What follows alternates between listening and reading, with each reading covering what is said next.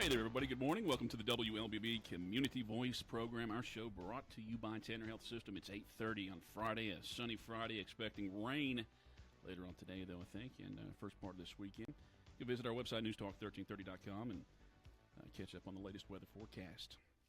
Right now, our program, introducing our guest.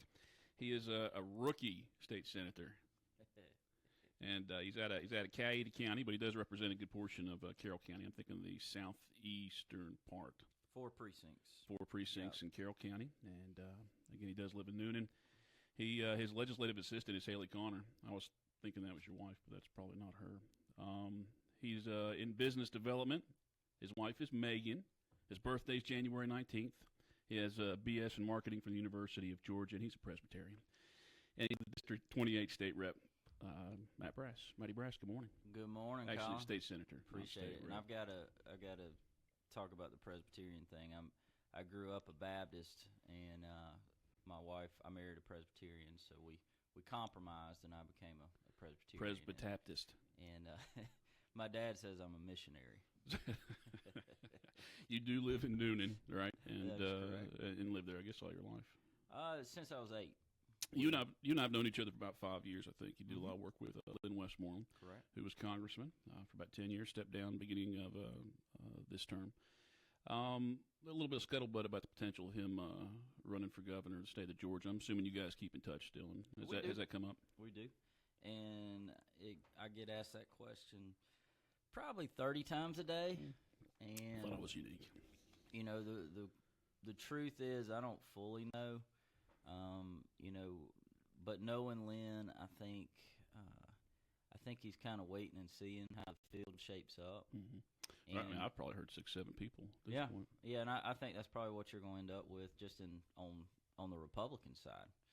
And so I think he's waiting to see how the field shapes up, and if he feels like he has a lane to run in, then I think you see him get in. Well, he's been out for a year out of politics. He has. Is he getting rested up? And I'm assuming, is he paying attention to Georgia politics or what's going on in the state? It's in his blood. It's in his DNA, and he's always going to pay attention. And for those that know Lynn well, he's always going to have an opinion on something, and he's going to let you know it. Let me ask you one more kind of national related story. The new health care plan, which was approved by the U.S. House, I guess about a week or so ago.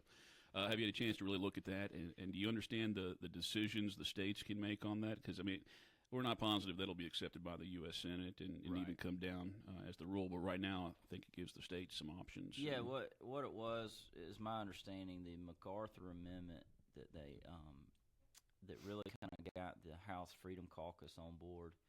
What that did was it's going to allow the states to repeal the parts of Obamacare that they do not want. For a lot of us, we say we don't want any of it and repeal it all, but I don't know that we're going to have that option. So we'll have to look, as a state, we'll have to kind of look line by line and see what we want to do. And I think when Obamacare came about, they sold it as affordable health care. But really what happened was they turned it into affordable health insurance and really lost sight of what we were attempting to do was to keep cost of health care down. If you do that, then the insurance will stay down in turn. So, when we're going to look at it from a state level, that's what we're going to have to focus on, is looking at it line by line. Is this going to help health care become more affordable? And not thinking about the insurance. So, I think if we can do that, number one, I think the medical device tax, that right there is driving up cost of health care. And that's a prime example of something we can do to help lower that cost. Sticking with medical device, first two words in that phrase, I think the first bill you sponsored, the first bill that you wrote this year had to do with a medical device. Was it a hearing aid bill? It did. Don't you laugh at it. It was your first bill, Matt. And it passed. It passed. But it kind of get changed a little bit. I mean, there was, I don't want to say there's controversy about it, but it started out as one thing and kind of ended up as something else. Right? It did. So I'll give you the quick story on that. I came out with a bill, and we were basically right now, there's two types of hearing devices. There's a hearing aid, and there is a what's called a personal sound amplifying product. And those are the ones you see. I mean, they sell them late night on TV, right? Where you kind of Right. cover your ears and Right. they're selling it to people just to be able to hear their television and stuff. Correct, but the FDA, by definition, says the PSAP is not for people with any kind of hearing loss, and a hearing aid is for people with hearing loss. So what we were doing was creating a new class of hearing aid that was going to be this pre-programmed device that you didn't actually go get fit for. It was basically going to be the equivalent to reader glasses that you buy at the pharmacy, and the cost of them is about $300 per ear, and right now the average hearing aid is about $2,400 per ear, and so we defined it as a a sound device that can be actually for people with mild to moderate hearing loss. And so basically it was going to introduce a whole new class of hearing aids, a new competition into the marketplace. In theory, we were hoping it was going to kind of help drive down the cost of hearing aids. And we went through the committee process. I did a couple of committee substitutes, meaning I changed a lot of words, and worked with the audiologist, because the audiologist had a little fear of, they didn't want inferior products hitting the marketplace and hurting patients, and I understood that, and so I worked with them, and we really came up with a bill that I felt like was a good bill, and it was going to do a good thing, and even to get the Democrats on board, the last thing I did was I had them introduce a floor amendment, and actually I had the minority leader do that. And when they did that, it passed out of the Senate 55-1. Well, what I didn't know is that some of the lobbyists had been working over it on the House while I was handling my business on the Senate side. And anyway, so it gets over to the House, and it just it kind of bogged down in committee and wasn't going to go anywhere. And so it ended up, the language got taken out and turned into a bill to do with optometrists. So It did start out that way. Matt Brass is a state senator for District 28, and again, four precincts. I know one of them is Fairfield, right? That's Fairfield, correct. and So it's Fairfield, Hewlett, Whitesburg, and Lowell. we'll take our first break, and we'll kind of talk about the session as a whole. I guess kind of joke about calling you a rookie here, but I think you probably came in more prepared than a lot of politicians, representatives would. And we'll talk about that after we take our first break. And during the break, if you want to get online and ask Matt a question or two, make a comment, feel free to do so. 678-601-8255, 678-601-TALK is the number here for the Community Voice program. And our show is brought to you by Tanner Health System. In sports, when you play to win, you get your game on. Shouldn't the same be true when it comes to your health? At Tanner Health System, we're going to help you get your healthy on. Tanner is leading the way for you to eat better, get fit, manage or prevent diabetes, and live tobacco-free, so you and your family can get your healthy on every day. It all starts at gethealthylivewell.org. Check out upcoming healthy living events and join others in the community taking action to live well every day. GetHealthyLiveWell.org. Tanner Health System's way of helping you get your healthy on. Need motivation and support to eat healthier, become more physically active, or quit tobacco? Tanner offers free classes to help you get your healthy on. Register today by calling 770-214-CARE. That's 770-214-CARE. Learn more at gethealthylivewell.org.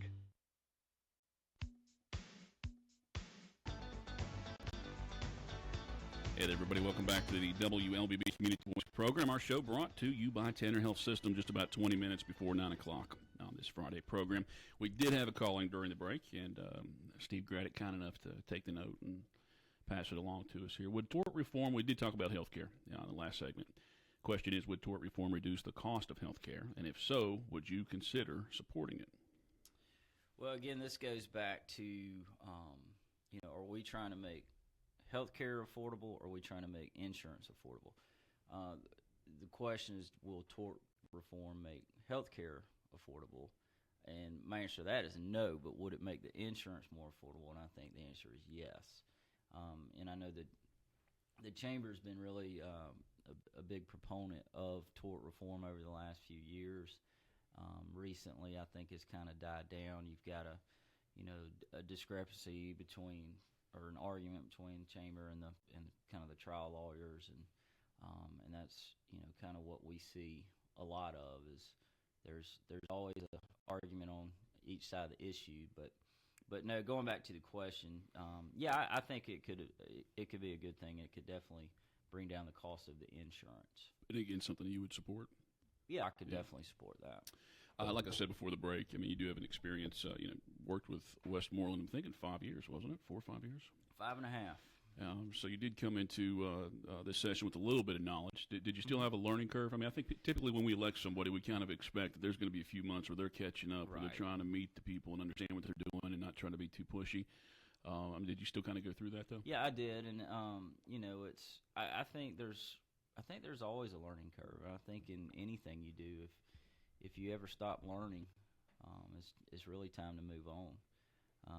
If you think you know everything you need to know, then that's usually when you get hurt the most. So, everything I've ever approached, I always try to keep learning. And but yeah, the learning curve for me was the politics are definitely different in D.C. versus in Georgia. And what I mean by that is up there everything is so partisan.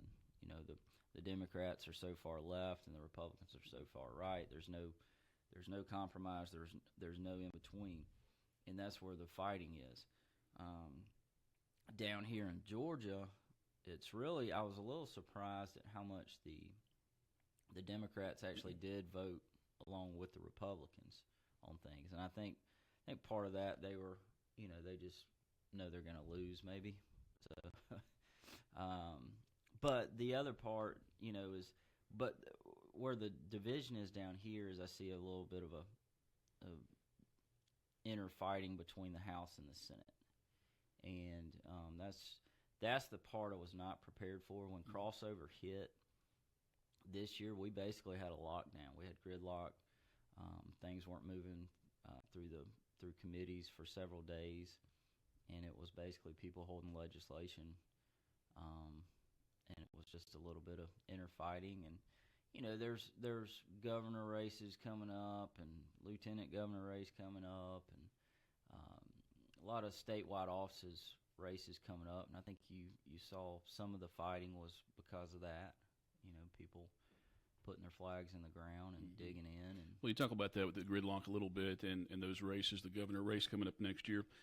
Did that have an effect on, I think we have a perception that there weren't a lot of bills passed this year, maybe compared to maybe the last 5 or 6 sessions. There weren't a lot of controversial bills. We did have 2 or 3 that were pretty big, and that seemed to be what the media tended to focus on for the majority this year.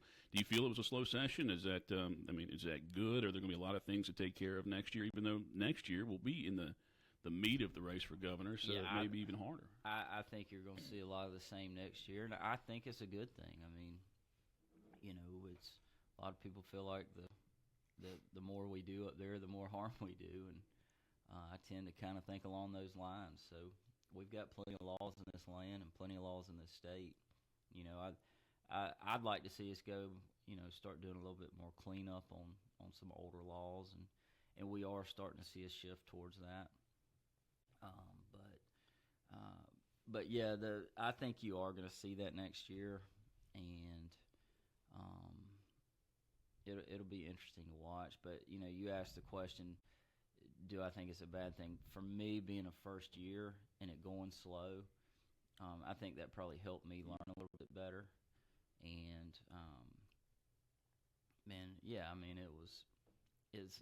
the other thing I didn't anticipate is down here you've got 40 days to do all your business, and really you got 28, because 28 is where crossover is. And for us in the Senate, we've got 28 days to get a bill out, and then we got 12 days to review all the House bills. So it's a sprint. Up in D.C., it's more of a marathon. You're basically in all year with the exception of August and then a few weeks spread here and there.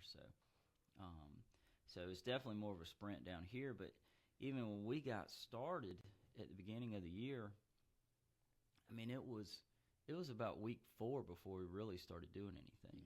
Week 1 you get sworn in, take a few procedural votes. Week 2 is budget week. Week 3, you get your committees organized, vote on the rules of the committee. And you really don't start seeing bills come through committee till week 4. What bill do you think, was there a bill left on the table that you thought needed to happen this time, policy change? Let me ask you about this, and then we'll go back to that question. Right. There's a Senate rule that's been in effect, and you're probably going to know where I'm going here once you're going to know it before I can finally get to it. But there's a policy in the Senate where you don't have to show how you vote. Is that just for policy, or there bills? It's only on amendments. Amendments, okay. It's only on well, it's amendments. still, I mean, it's still kind of a big deal. Where the senator does not have to say how they voted for that, well, right? The rule it's not is documented. Yeah. So the rule is you can take a voice vote, and it takes 5 senators can ask for a recorded vote. And so if you want a recorded vote, you need to be able to talk 4 people into wanting a recorded vote. Mm-hmm. So that is less than 10% of the Senate that you need to take a recorded vote. And so the voice votes are there for, it's really there for keep the process moving. You know, and my argument against this, I know Senator McCoon was the one that did the resolution. He wanted to do it to one person could affect that process and ask for a recorded vote. My issue is when you get into sine die or day 39 and day 40, things are moving so fast, and we talked about this earlier off the air, but you know, on day 40, we took 146 votes, and that's amendments and bills and everything included.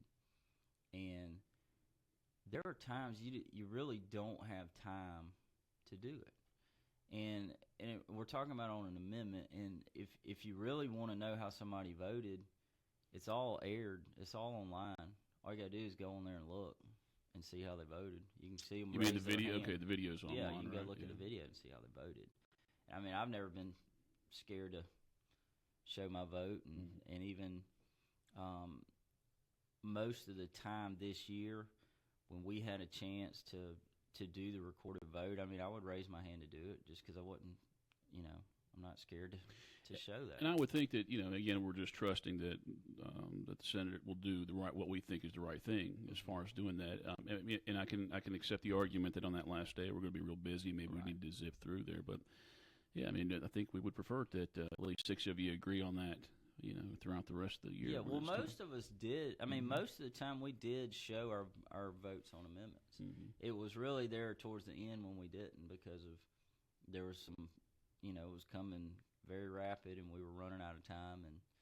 And I remember somebody wanted to do a recorded vote and they raised their hand and everybody kind of groaned.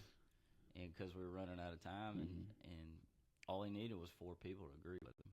He couldn't get it. So Matt Brass, is State Senator for District 28, and he's our guest on this morning's Community Voice program. You have a question or comment, or maybe a Facebook message. I don't know, maybe you can pop up a question there on Facebook, and we'll try and see that as well. But call us on the phone here, 678-601-8255, 678-601-TALK, and we'll take our final break and come back with more Brass here on the WLBB Community Voice program. Need help finding something healthy to eat? Tanner Health System has an app for that. Minuit helps you find healthy food options on the go. The smartphone app is powered by Tanner's Health experts, who teamed up with restaurants across West Georgia to make it easier for you to choose healthy food and eat better. Minuit acts like your personal nutrition assistant, showing you the healthiest items on the menu. So when you're not sure what's good to eat, Minuit.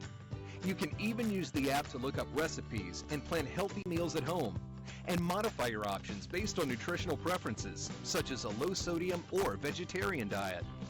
Minuit and Tanner Health System, making it easier to eat healthy and live well. A healthier lifestyle is only a fingertip away. Minuit is free to download on your Apple or Android smartphone. You can download it today by searching Minuit in the App Store or on Google Play. Learn more about Minuit at gethealthylivewell.org.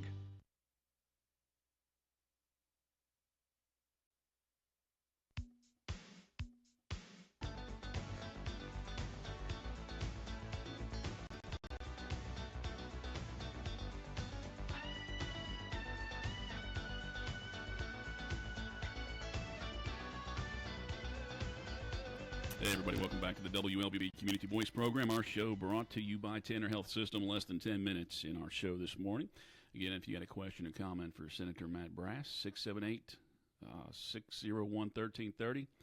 Keep wanting to give out my cell phone number there, 678-601-1330. And give us a call here and talk to Matt Brass this morning. Steve Graddick, the cat that owns all of our stations, he's always been keeping a big eye on the religious liberty bills. And I believe one was approved maybe last year, 2 years ago, and Deal vetoed it. That's correct. How much was it talked about this year? It got through the House and through the Senate last year, and then the governor did veto it. And really last year's bill, it just turned into a Christmas tree, basically. And there was too much on it. So this year, Senator Marty Harbin wanted to keep it much cleaner. Basically what we were doing was it was going to take the federal language and we were mirroring that. And it seemed like it was put out there real easy this year. It should have. We thought so, and I even signed on to the bill. And I had a feeling we weren't going to actually get to vote on it. So I did want to show my support of it, and so I did sign it. And and I don't think it goes away. But politics, a lot of it's about timing, and the timing of it may not have been the best this year. So maybe we give it another year or two and just keep going back to the well. And they tried to put a form of it on the adoption bill, which the Senate got a lot of bad press on, and I tend to agree. I don't think that was the right place to put any form of the religious liberty bill.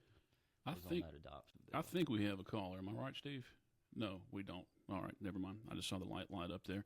Trying to think of anything else that might have been left on the table.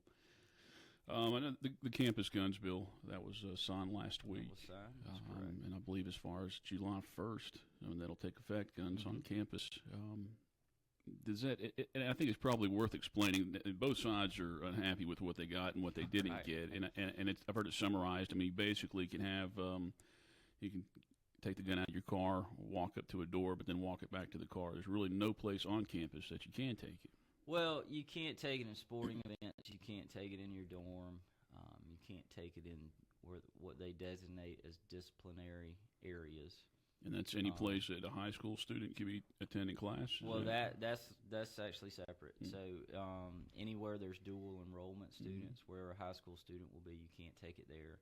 And then anywhere the daycare nurseries are on a campus. So, and a lot of those were put in because those were what the governor's issues were last year. All right, I think we do have a caller this time. So let's make this, see if we can make this work. Good morning. You're on the WLBB Community Voice Program. You may need to hit phone there, Steve, in the middle, and hit program. Hey, there we go. Yeah, hey, good morning. You mind starting over again? Who is this? This is Harry McCord. I wanted to ask the senator a question. Okay. Yeah, go ahead. I guess I'm going to have to relay it to him. Yeah, go ahead, Harry. Pardon me? Go ahead and ask him that question. Okay. I spoke with Mike Dugan about this, and I wanted to know what his opinion was of voting for a loser pay law. And what is that? What is a loser pay law? What that means is if you sue somebody and you lose, and you pay their attorney. Yeah, I mean, I think that would cut down on a lot of the suing that we have. I do think that suing has really gotten out of control. Right. I mean, the fact that a burglar can try to break in your house and hurt themselves and sue you, to me, is just because your lights weren't on and they couldn't see where they're going. Yeah. I mean, it's ridiculous. So yeah, actually, I think that would be a good law. Harry, has somebody sponsored that or put one together that you're aware of? I'm not aware of any, and I'm not. But that's definitely something I'd be interested in looking at, and I may do that. Thank you. Well, so Harry, how about you send Matt? I hope you will. Of course, these lawyers advertise on TV. They wouldn't like it. That's right. Well, one call, that's all. That's right. He might call me, but. Hey, Harry, thanks for calling this morning. All right, y'all have a blessed day. Thank you. You do the same. Well, there you go. Got a little pointer. on the program this yeah, I morning. like We'll put that that. together, and we'll, of course, do a news story on that next February when you're supporting that. Unless you get Well, talked out of hopefully it it by doesn't all the. change into something Yeah, else. that's right. They had That's something probably else what on it. We've probably got about 5 minutes left in the program. Is there something that you would like to see happen next year? Legislation? I mean, something that maybe didn't get across this year? Well, yeah. There's one thing I know I'm going to do. I'm going to pre-file it, and that's because of my hearing aid bill. I kind of learned who was driving up the cost of hearing aids, and I think the audiologist, and it really showed in how they approached opposing my bill. The audiologist worked with me to make sure there wasn't an inferior product on the marketplace. Mhm. The hearing aid dispensers came out and just fought me, and I found out the reason they didn't want it was because they do what's called bundling, and when you buy a hearing aid, they bundle in 5 visits. Whether you use them or not, you're going to pay for them, and that's one of the things driving up the cost. So I'm going to send them a little message, and you can say you heard it here first. But I'm actually going to pre-file a bill that's going to dissolve their board, and I'm going to roll the hearing aid dispenser board up under the audiologist board. So that bundling, I mean, in theory, if they were to go to all 5 of those, it'd be cheaper, right? The visits. I mean, if they actually did take all 5 of those, Right. the bundling would be cheaper. But you're saying they wouldn't use those 5, so it's kind of forcing and you most into people it. don't. They, you go back and get it. You get a hearing aid, you go back get it adjusted, and if they're doing their job, it should be set. I bet our then. listeners can probably think of 5 to 10 different things right now, where just similar kind of rule. I don't know how legislators can affect that. How can people get in touch with you, Matt? You got a website, Facebook page? Yeah. So we got Matt Brass for State Senate on Facebook. The best way to get in touch with me, you can just call my cell phone, 770-265-6100. I've got that listed on the Senate website as well. You can email me at matt.brass@senate.ga.gov. And all your committee memberships, I think you got 6 there. 1, 2, 3, 4, 5, 6. You're in those committees next year too? That's correct. That's it for that session. Economic Development and Tourism Vice Chairman. I believe our guy Mike Dugan's Mike Dugan's my boss. is the chairman on that one. Well, good. We look forward to talking to you again, Matt. Appreciate it. We'll try and bring you in maybe before the session starts. That'd be great. Or if you're just hanging out in Carrollton, you can stop by and see us. Maybe we can get the whole delegation in here. Hey, That'd be fun. we talked about that initially. I think you and I did. We just thought that'd be just too quick of a show. And Dugan would take over anyway. You guys wouldn't get to say anything. Yeah, I know you had Kevin in here. About a week ago? Yeah, about 2 weeks, ago? right. Kevin Cook, and I heard he brought some eggs, but I actually brought sausage biscuits. For You everybody. brought cooked food. He brought 12 organic eggs, which were awesome. They're great. But you brought cooked food, and I appreciate that. He's still my favorite though. Ah. I'll tell you after air. I'll buddy you up after. All right. Hey guys, thanks for listening to this morning's program. It's about 1 minute before 9 o'clock. You can stay tuned for national headlines followed by local news, and then Glenn Beck is on the air. This program we'll put up in podcast form up on our website if you missed any of it. It'd be newstalk1330.com on our website. Have a safe weekend. Community Voice, as always, brought to you by Tanner Health System.